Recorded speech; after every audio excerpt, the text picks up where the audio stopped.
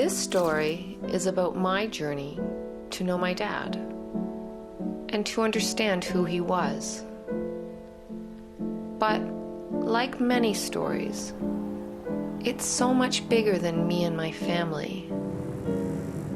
It's about finding the strength to move past trauma and hate. It's about living, making mistakes, sadness, happiness, hope, and love. Always love. Yeah, he was crazy about it. When you'd walk in the room, he'd light up. Just, like any father does with his daughter, right? So. When I was only 10 years old, my father, Ted Lange, died at our summer camp, the farm. Even though his death completely changed my life, I always thought it was fitting that he died there. The farm was a place we both loved. It was our place. My dad loved it here so much. It's probably the only place in his life, in his world, where it was all his. My father died when I was in Chicago visiting relatives. The night he died, I had a strange dream about a white bird flying away. When the phone rang, I knew something was wrong. When my mom told me Daddy was dead, I didn't know what she meant. I thought it had something to do with his high blood pressure or his bad circulation. Needless to say, walking into the funeral home and seeing a dead body who looked like my father was shocking. But I saw his body, and it was really, really, really hard. I screamed. I didn't understand, like, what was that man or what was that thing in the coffin, so I screamed really loud, like, where is my dad? What have you done with him?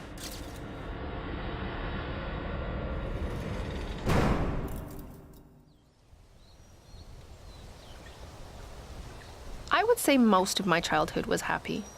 I had two parents who loved me. I had a nice, clean home. There was always food in the fridge. And there were lots of friends and family around.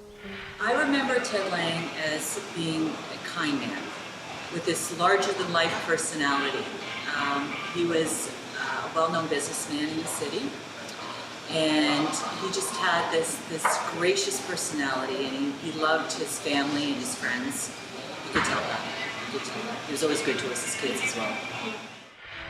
Though looking back, there was something that just wasn't quite right. My father would tuck me in at night with elaborate princess stories, but he wouldn't be there in the morning. We would go to restaurants outside of Sudbury for dinner or lunch. My mom and I didn't have my father's last name. I knew my life was different from other kids, and I knew I'd heard, the term illegitimate mentioned in our house. There was something, a part of his life that I didn't know about. There was times where he was a big part of our lives, and he was there all the time, and then there was times where he was gone for months at a time that I wouldn't see him. He always seemed like he had a separate life somehow too, right? Like, you never knew where he went, you know what I mean?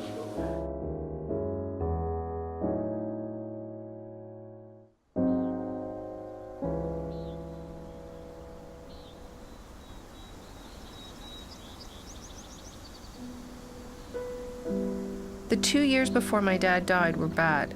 My parents were miserable for different reasons, but the result was that they drank and fought too much. I said to Dolores, I really think that he would marry you to quit drinking.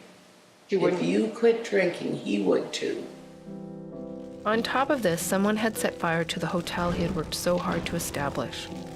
His hotel, the Mandarin, wasn't just a job or a business, it was his identity. He thrived on being known as Sudbury's ultimate host. But Ted was always a wonderful host. That was his forte in the dining room. So he everybody liked him, and that's why the Mandarin was so successful. He'd go from table to table and say, is everything all right? And smile and make everybody enjoy themselves.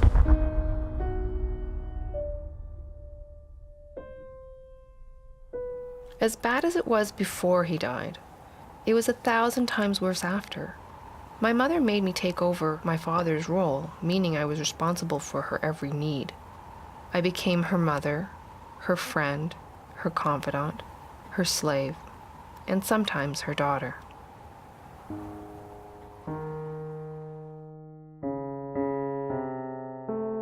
The first 4 years after my dad died, my mom was in heavy mourning.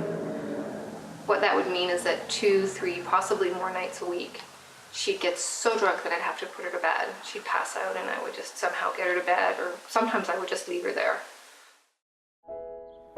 In the mornings, all would be forgotten. To nurse her back to health, I was expected to make and serve her cream of mushroom soup in bed, bring her painkillers, and light her cigarettes. Then I would go to school, sad, anxious, and exhausted. Even though I hated school, it was a reprieve from my life. It wasn't until the end of the day that I would try to do anything to avoid going home. I would walk around the neighborhood, or I would sit inside St. Patrick's Church praying that my mother would stop drinking. When I eventually made my way back to our apartment, I would open the door a crack to see if she was in the living room. She only sat in the living room to drink. Otherwise, she was in her bedroom. The truth is that life wasn't all bad with my mother. She was beautiful, charming, funny, and smart. When she was sober, we would take long walks together and discuss everything. When I was scared at night, I would sneak into her bed, and she'd let me put my feet between her legs. She'd call it the toaster. She also made the best lunches filled with everything I liked. She had tons of talent. She was a very smart woman. She was very literate, and she could have done anything. As she aged, she became even more demanding and harder to manage. From nursing her through cancer to paying for drug rehab, my life was dedicated to looking after her. I never thought it would end, and I often thought she would outlive me. I thought death would be my only escape.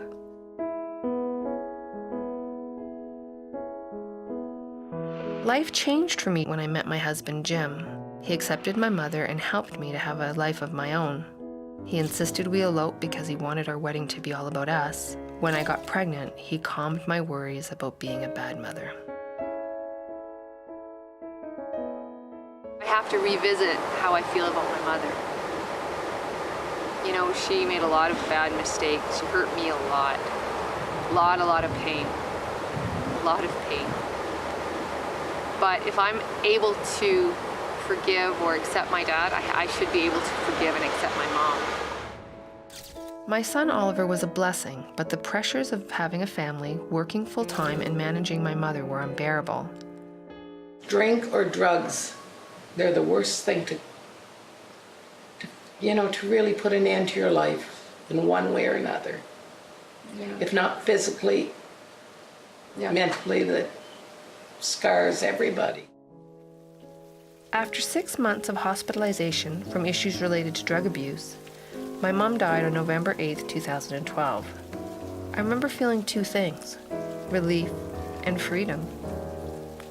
Other than organizing her funeral, cleaning out her apartment, and looking after her cat, I didn't have to deal with the constant demands of an addict. I had outlived her. I had survived.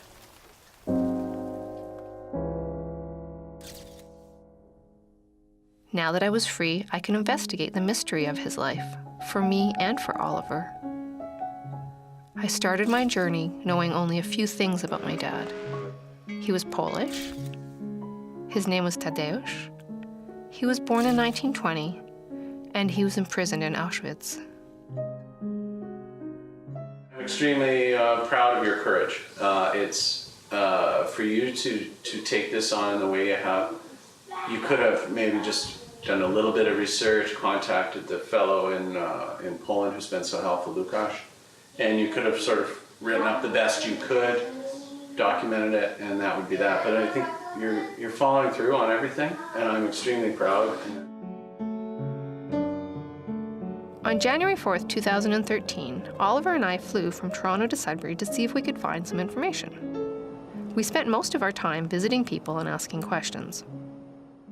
Yeah, because I want to know him for the rest of my life. I want to know when he was a kid, like when he was doing it, when he was playing around with his other friends. I had arranged to attend the early Mass at Sudbury's Polish church, St. Casimir's. The pastor explained that the older parishioners attended this service and it was likely that some of them would remember my father. He also agreed to make an announcement in Polish for me. It was amazing how many people remembered him. The only problem was that they didn't know about me and my mother. One woman looked me over and said, "You look like Ted Lange. Are you his granddaughter?" "No, I'm his daughter," I replied. Then I shyly explained the situation, outing my father as an adulterer in a Polish Catholic church. After a moment of discomfort, everyone told me how they knew my dad. My first trip to Sudbury gave me some important leads, and I started my investigation in earnest. I contacted the Polish Combatants Association in Sudbury. From a scan of his original application, I learned his birthday and that he was from Poznań. Then I went online to see what information I could get from the World Wide Web. That's how I found an incredible genealogist who traced my family back more than 5 generations. He even found a Lange cousin who I keep in touch with on a regular basis. It's nice for me to know you and maybe your family in the future. I hope so. By contacting the archives at Auschwitz, I confirmed my dad was interned there, and I learned his prisoner number. I was also directed to the Holocaust and World War II Victims International Tracing Service. It was amazing how much information they were able to tell me about my father's experiences during and after the war. One unnerving thing I learned from the tracing service was that my father was liberated from a death march on April 14, 1945. I was born on that same day 23 years later. Of course, I read everything and anything I could find about the Second World War, but I tried to focus my reading on the Polish story. Over the past 3 years, I've traveled to Sudbury numerous times, to Pier 21 in Halifax, to Paris to learn more about Chopin, to Poland 3 times, and to Germany twice. It was in Paris that I understood how important it was that I named my documentary Chasing Chopin, and that I included his music in the film. Not only was Chopin my father's favorite composer, he is a symbol of Polish nationalism. To this day, Poles bring flowers and mementos to his grave in Père Lachaise to show their love and respect.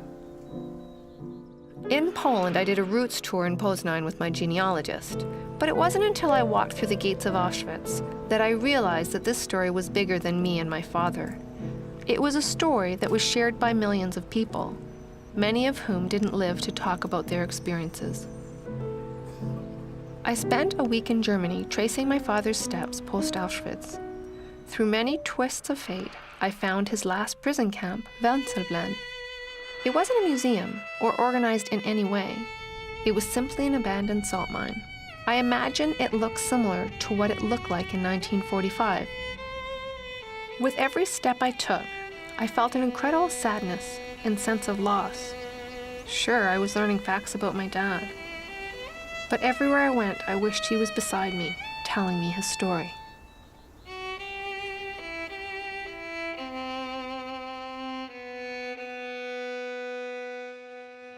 I was born in Poznań, Poland, on April 24, 1920, to Antonina and Antoni Lange. My mother was my father's second wife. I had 10 older stepbrothers and sisters, as well as 2 younger full siblings. My father was a wealthy merchant who had a business in Poznan's Market Square. We had a wonderful life before the war. Good food, nice clothing, trips, and servants. We lived like royalty, but that all changed in 1939. Poznań, Greater Poland, were in touch with Prussia proper, with West Germany. There was trade exchange, there were economic contacts, and so it developed quicker and more successful than Eastern Poland and Southeastern Poland. I entered the cavalry as a cadet the year before the Nazis invaded Poland. We thought we prepared for war. We didn't know how advanced the German army was. April's dad died when she was quite young, and he didn't reveal very much about his life or his past. He had arrived from Poland after the war, and the stories about that time, he wasn't prepared to share. And so part of what April's doing here is trying to uncover what the answers to those questions are, what his life was like, who he was, and in doing so, maybe a little bit about who she is and where she comes from. The Nazis invaded Poland on September the 1st, 1939. I never forget that day. My cavalry unit, the 15th Polk Ułanów Wielkopolska, was part of the army Poznań. We didn't see direct combat in the first couple of days, but were forced to retreat east because of the losses to the south and north of us. We moved through Poznań on September 4th and were forced to abandon the city. Shortly after that, on September 6th, we joined forces with Army Pomorze to create a stronger unit. We kept moving east, hoping to find some break in German forces. It wasn't until the night of September 9th, just south of the Bzura River, that we noticed that the German 8th Army was weakly secured on the north. Our counterattack inflicted damage to the Nazi forces. We pushed them back and recaptured some towns. We hoped we could take Poland back from its invaders. But it wasn't to be. The Nazis retaliated with more tanks, planes, and the SS infantry. Later someone told me that they unleashed close to 1,000 tanks on us. We tried to maintain our position. My unit was supposed to move towards Warsaw, but we became trapped. We were forced to cross the Bzura River on foot, with the German Luftwaffe attacking us from the air. I was shot several times in the legs, back, and the bullet grazed my head. People in the armed forces can be taught how to compartmentalize. They're trained how to witness acts of violence, commit acts of violence, but they're trained in a way to kind of to become desensitized from it or move it to another place.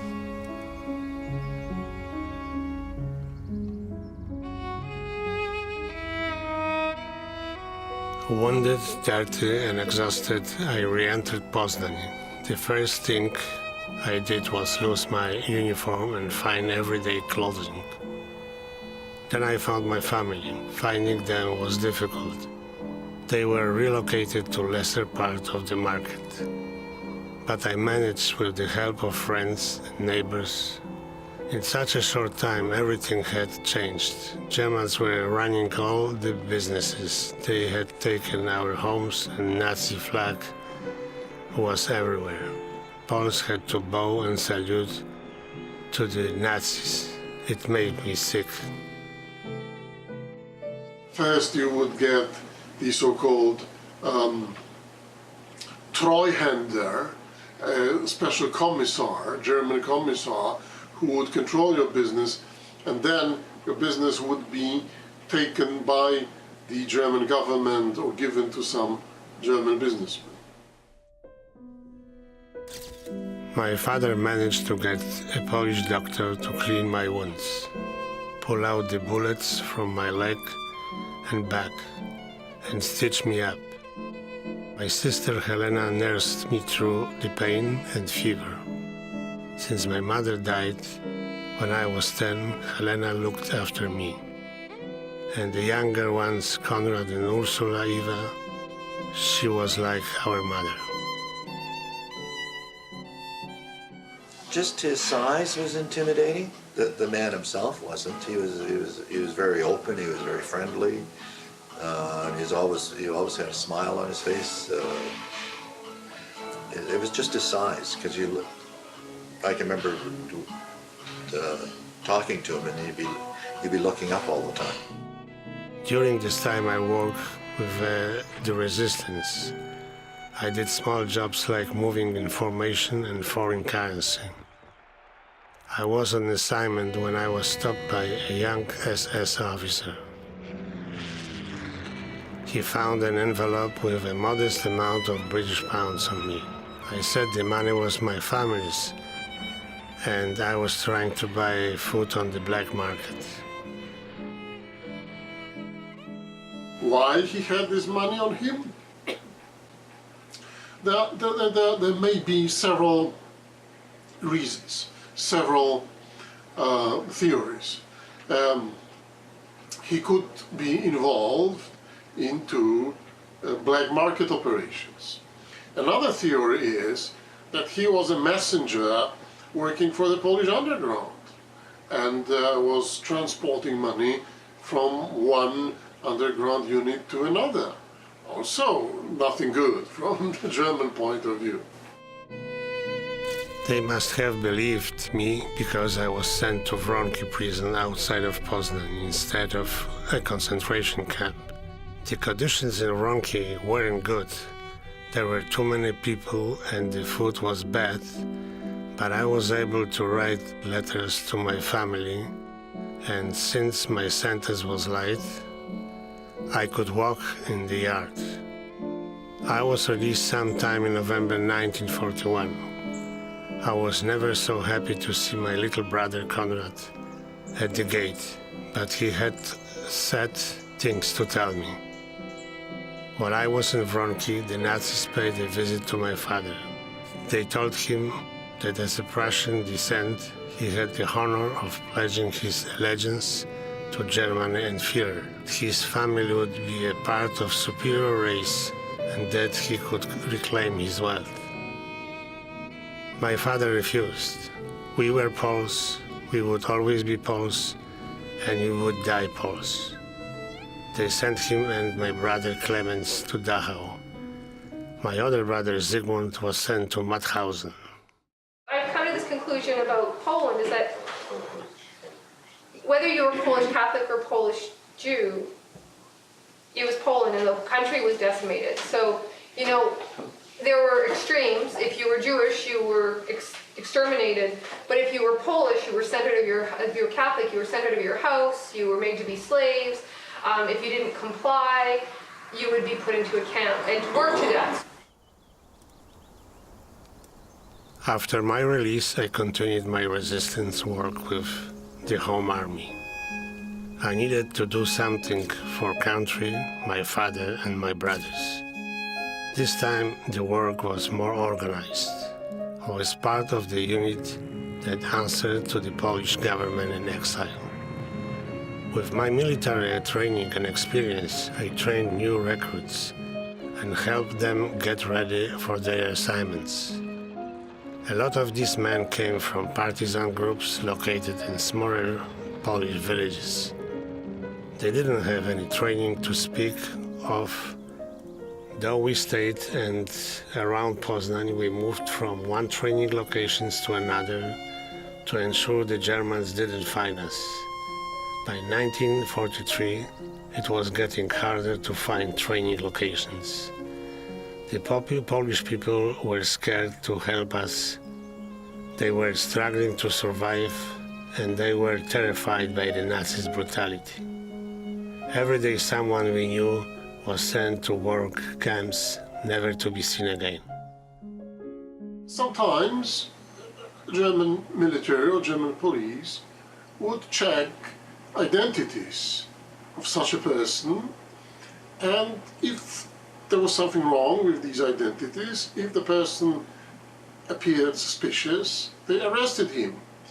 Later, increasingly, more and more frequently, Germans organized roundups in the cities and arrested everybody, no matter what, because this was a part of terror. They wanted to terrorize the population. They wanted to terrorize the population into submission. I heard from my sister Stanislava that our father was killed in Dachau on February 16, 1943. My father was a tough man, but I loved and respected him. He worked hard and he expected a lot from all his children, especially the boys. I knew that training recruits was important work, but I needed to do more. I convinced my commander to put me out in the field. I was on one of my first active assignments when I was arrested again. After a vicious interrogation, I was put in the cattle car with dozens of other prisoners. None of us knew where we are going. Our bodies were so close that I couldn't breathe, and the smell was like nothing I had ever experienced. It was a combination of fear, body, odor, vomit, piss, and shit. When did I decide I was going to make this into a documentary? I think it happened really when I had walked through the gates of Auschwitz. I mean, literally, it was, you know, I was doing this tour and I was hearing all of these other stories of other people and what people had gone through, and I thought, and I kept on saying, I can't believe people are going through this, and then I was like, oh, my father went through that. I can't believe people went through this. Oh, my father went through this. So it was this dichotomy in my mind. It was like, it's affected everybody, but it affects me. So I realized that this is a story that I could share.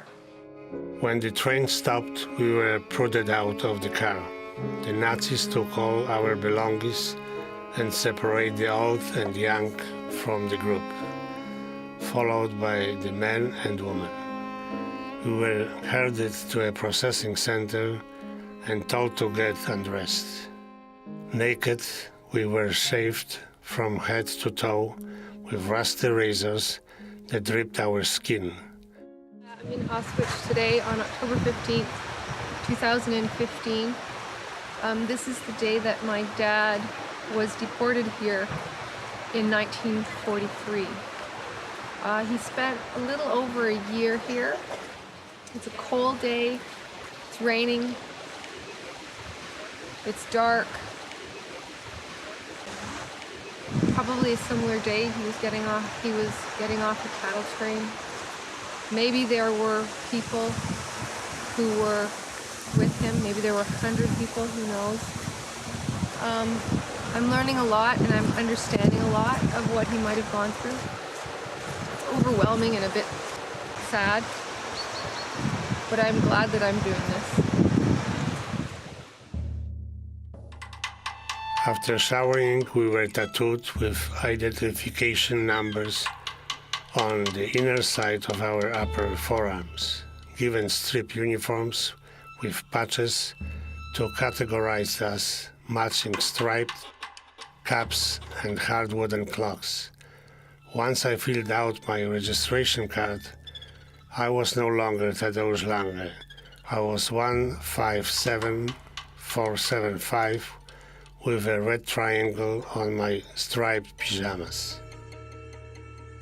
If you were not a thief or a robber or something like this, and where you were arrested by Germans, well, you were arrested as an opponent of German power, so you became automatically political prisoner. And indeed, Auschwitz, the camp of Auschwitz, was opened first for Polish political prisoners. We were sent to a room in one of the barracks. Several of us slept on the one straw pallet with one rough, dirty, gray blanket on top. The Nazis said it was a guarantee to prevent disease, but it was where the bastards broke us. This was a part of German genocidal policies in Poland. The plan was to kill 100% of the Jews and perhaps over a half of Polish nation. Some remnants of the Polish nation were supposed to survive as slaves, as workers.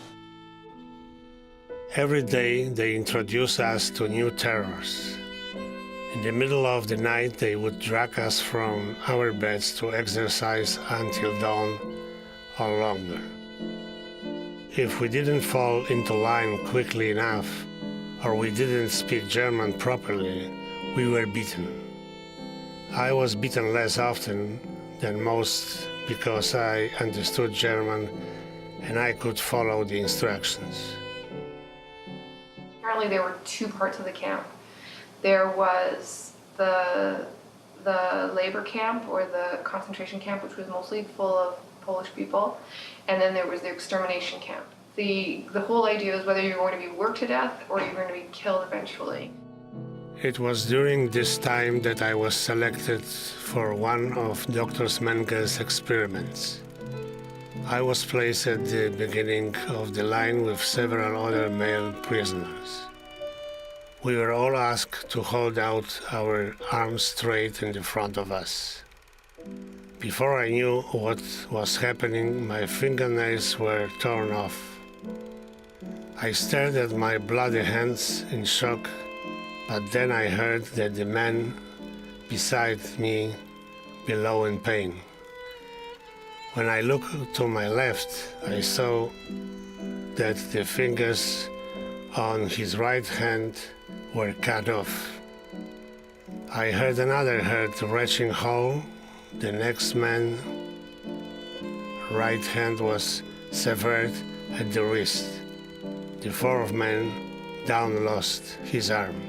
I was lucky. One time when we were at your mom's place, that he showed me the concentration numbers. And I didn't really realize till I got older what he had gone through. I quickly realized that my military training and fluency in Führer's language would help me survive. I didn't draw attention to myself. I didn't complain.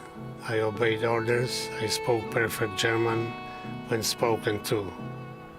It's amazing what you will do to live. We as the species, we are hardwired to survive. So in order to cope with what we have experienced, we need to, and I might be jumping the gun here, compartmentalize a bit by putting what we've experienced off into a box. It seems to work because I was given some privileges. I was able to trade my clogs for leather shoes. My commandos weren't as difficult as some of the others, and I was able to visit the camp bordello. I didn't go there for what you might think. My sister Ursula Eva was also in Auschwitz, and she was forced to be a prostitute. At the age of 16, she was beautiful, but she wasn't strong emotionally or physically. No one knew we were related, so I visited the bordello many times as I was allowed in order to spend time with her. This way I could keep her safe, if only for a short while. The last time I went, I learned she had a mental collapse and she was sent to a Nazi sanatorium. Daily life in a concentration camp was like something out of a horror film. We may not have been exterminated, but the objective of our captors was to starve, work, and torture us to death. Women's human hair was turned into blankets, socks, sweaters. I just can't imagine being a German and wearing a pair of socks that were made out of human hair. In the mornings, we received black fake coffee or herbal tea. In the afternoons, we had a clear soup with few rotted vegetables floating on top. And in the evening, we were given coffee and a piece of black bread with margarine. Sometimes there was a marmalade or cheese curd or a small piece of sausage. We were all so hungry, the only thing we could think about was getting more food. I learned never to ask for more food. Well, he talked to me a little bit about the camp. Yeah, very little though, but he said it was awful. He only got a little cup of water every so often. And he said, I felt so dirty I would wash with it instead of drinking it. Said there were anywhere from 6 to 8 to 10 people in each bunk. The bunk beds were a little bit bigger than a twin bed. And she stressed over and over and over again that these people were sick. They had diarrhea.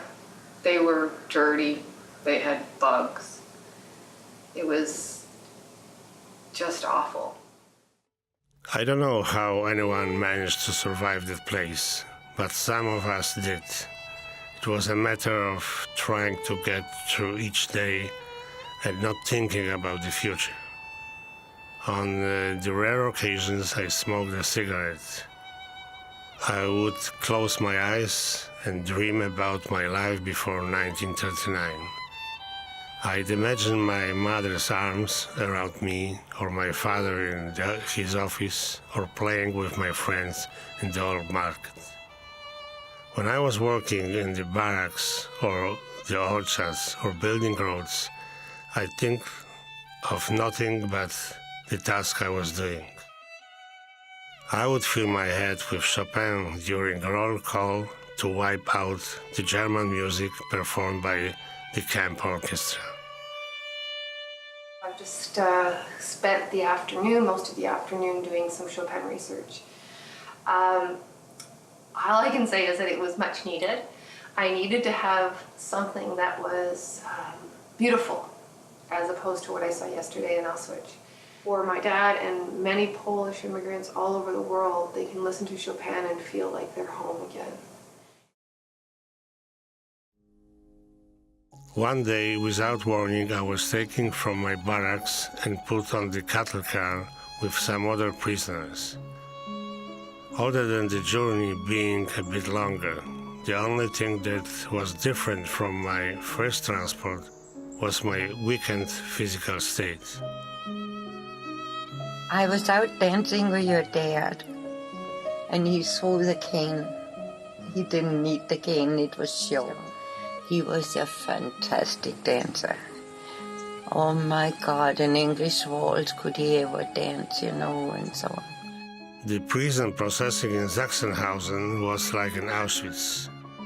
Strip, disinfection, and a prisoner number. The fear, torture, beatings, hard work, and food were similar too. But at this place, they didn't tattoo my prisoner number 113135 on my arm. I always thought he was a character. He was always joyful. I don't think I ever saw him be upset, angry, nothing.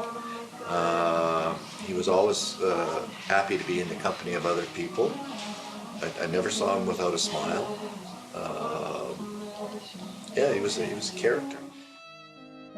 In November 1944, I was transferred to yet another concentration camp with some other prisoners. I was processed in Buchenwald concentration camp and given another number, 96371. Then forced to walk 2 hours to the sub-camp called Wansleben. Since it was an old salt mine, it was different from the other camps I had been interned. Every day hundreds of us walked through the small, damp, briny tunnels to get the underground salt rooms where we built aeroplane engines and other weapons. Other than the extreme humidity and harsh lighting, the work wasn't hard. However, the constant fear we worked under was agonizing. If you made any mistakes, you would be savagely beaten. If the error looked intentional, the prisoner responsible would be executed by the commandant for everyone to see. Food at Wansleben was extremely scarce.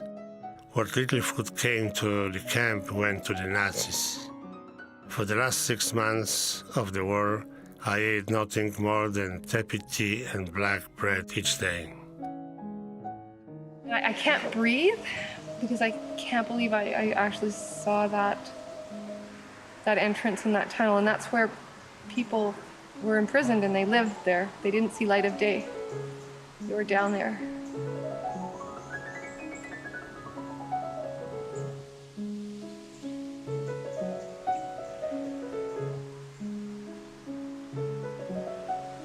feeling kind of weak. My hand from the wall, that salt, and the salt was just dripping down, and there's salt all over the floor, and it looked like ice and snow. And so damp. Incredible, incredible.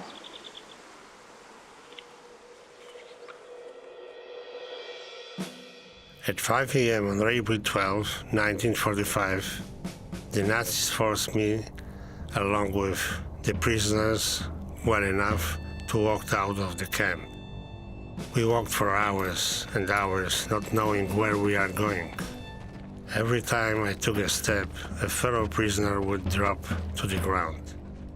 If he wasn't dead, an SS guard would shoot him in the head. I kept shuffling forward, praying that my next step wouldn't be my last. We walked 2 days straight, leaving dead bodies on the ground. Then out of nowhere, American tanks, trucks and jeeps were in the front of us. From the front of the line to the back, a whispered message was spoken. Americans.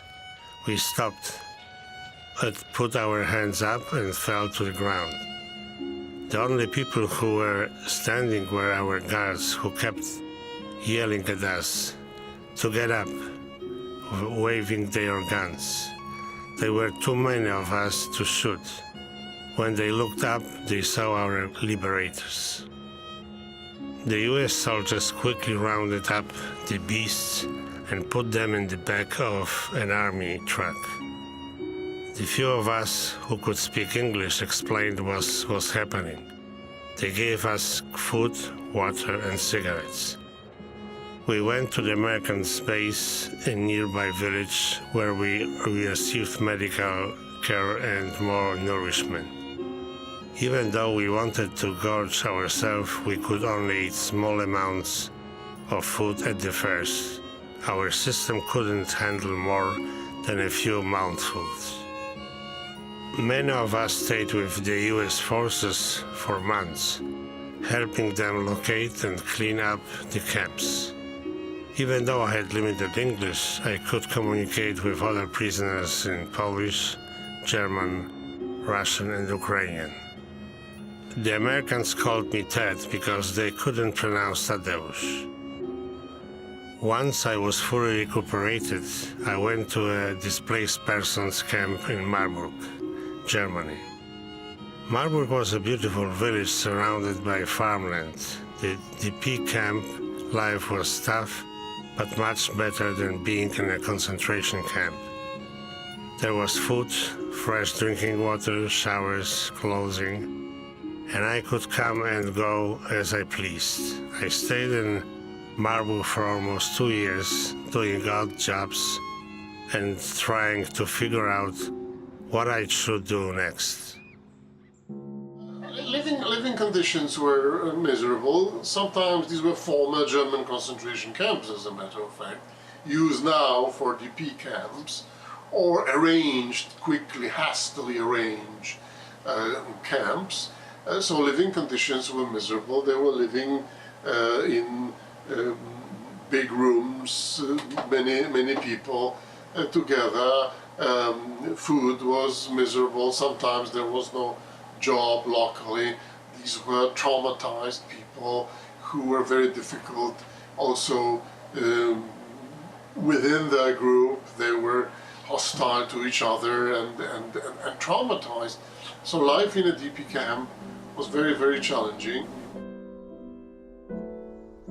I tried to see if any of my family survived the war, but it was impossible to get news from communist Poland. Even if I had an address, it wasn't wise for me to correspond with anyone back home. I was told that the Bolsheviks were sending repatriated concentration camp prisoners to Siberian war camps. After months of trying to get news, I assumed everyone was dead. Well, we were at the farm for about a week, and every day you and I would win tons of money, playing 7.5. And on the last day, he basically won all the money back. And I started to cry because I thought I was going to go home with all this money. And I just remember your mom saying, you know, just let him win, just let him win. He's got to learn to lose. You know, so. I received word that I was accepted for a lumber contract in Espanola, Canada in August 1947 and set sail on the General MP Stewart at the end of that month from Bremerhaven. Even though I was a bit apprehensive, I was glad to be leaving Europe and the awfulness of the last 6 years. American offered the boat to take the refugee, bring to Canada. Nice boat, nice and clean, nice, good food, everything. Some DPs came to the conclusion that they had enough of totalitarian regime and totalitarian states. They didn't want to go to a place controlled by the Soviets. They were afraid, sometimes they had reasons to be afraid. They wanted to have, you know, free life. And so they decided to go somewhere else. I arrived in Halifax on September 13th. Like other displaced persons, I was desperate to start a new life, to be a different person. I wanted to forget the past. What I went through and saw was so evil. It couldn't have happened. But, you know, the memories always came back. He was kind of brooding, sort of a brooder. He would sit and then he'd smile that smile. I traveled from Halifax to Espanola by train with my fellow workers. I never see so poor houses like in Halifax. Yeah. Really poor. Yeah, I was, you know, when we come with the train, past Salzburg to go to the Schiene, stop in a little station. Little station was just a little house, but the station was. I sat down there on the side and cried. How stupid I come there, here. After I fulfilled my contract in Espanola, I went to Sudbury to find work. I thought I was strong enough to handle the work, the nickel mines, but it was too much like Wansleben. Every time I went underground, I couldn't breathe and my body would shake. By asking other Poles, I found a job as a bartender at the Prospect. It was a rough downtown bar catered to working men, but the owners were Polish and they seemed to like me. That's where I met their daughter. She was pretty, kind and gentle. She reminded me my mother. I courted her for several months before we were married in 1948. After so much loss and pain, I was starting over. The next year, our son was born. We didn't get to enjoy this time because my wife contracted tuberculosis shortly after his birth. In those days, people were terrified of tuberculosis and patients were sent away to get cured. I brought her to a Gravenhorst sanatorium to be treated. I really didn't know what to do. I was working hard to open my hotel and I didn't have any family to help me. I found some good people to look after my son, so I had to send him away too. I was shattered. All my dreams of having a home and family were gone. I focused all my energies on business. In 1951, I applied for and I was granted compensation for the time I was imprisoned by the Nazi. With this money and help from my in-laws, I opened the Mandarin Embassy Hotel in 1958.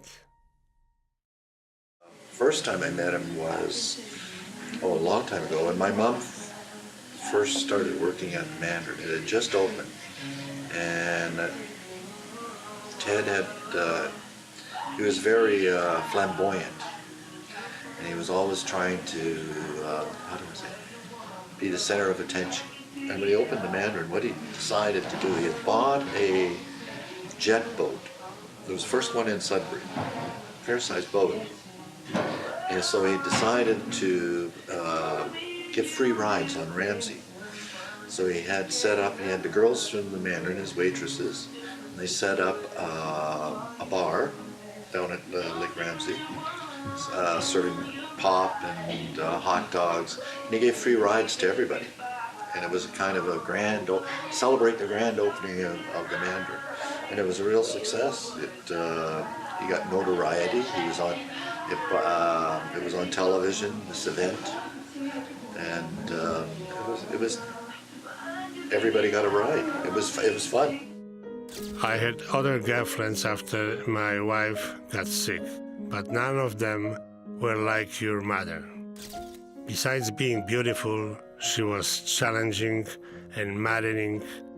She was a tiny woman with a razor-sharp tongue who was constantly getting in trouble. It wasn't a big deal for him to have a mistress. As far as the two of them together, they were passionate fights and passionate makeup. We also had a lot of things in common. We were both immigrants. We both lost our mothers when we were young, and we both missed our homes terribly. The truth is, I loved her. I think he had a very, very special place in his heart for your mother. But it wasn't until you were born that I felt hopeful again. You looked exactly like me as a baby, and when you got older, you looked like my baby, Sister Ursula Eva. With you, I had someone who I could love completely. It wasn't complicated. You were my baby, my princess.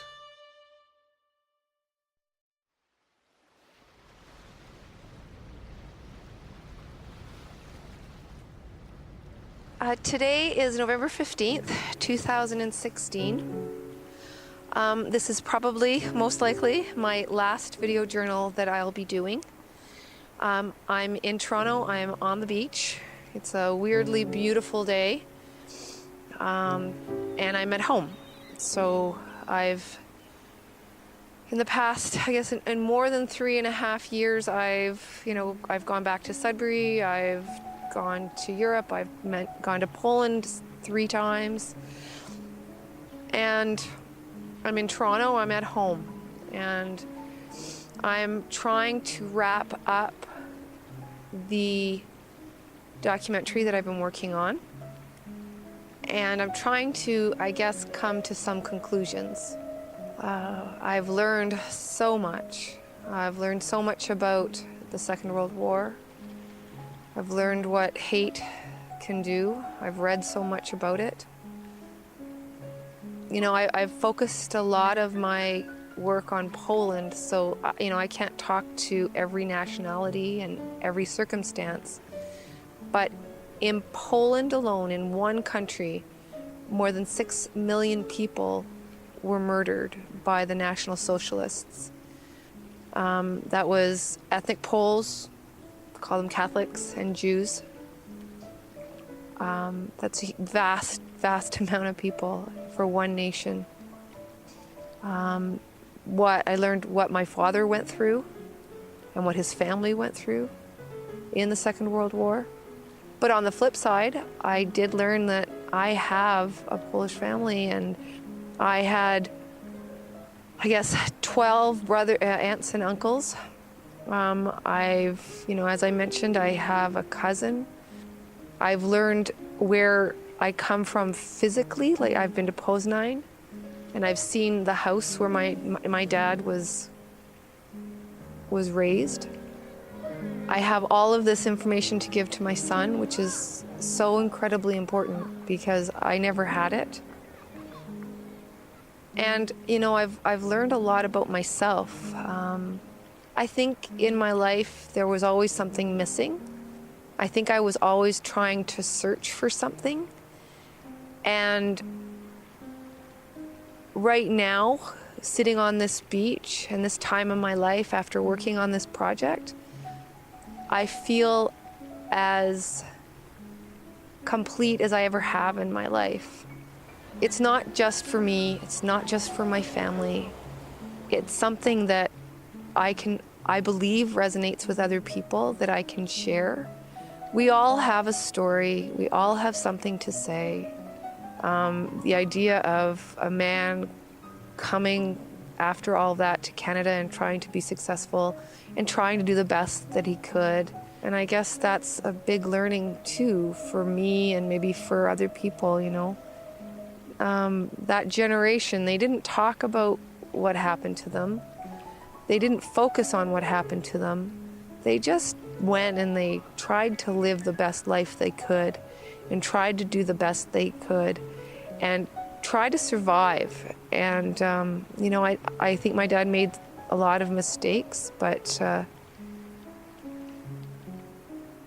he did some good things too, and I'm proud of him. I'm proud of what he's done, and I'm proud to be his daughter. I'm proud that my dad is Ted Lange.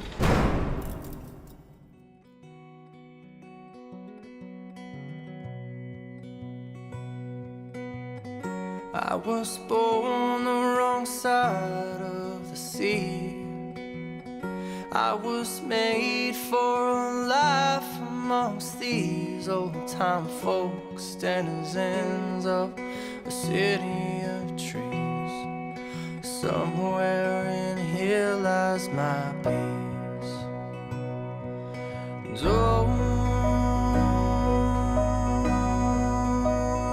lies my peace. Whoa, holy breed. But you saved my life when I was alone, and you saved my body when I bled from my soul. You're not the one for me to keep, but you kept me going on.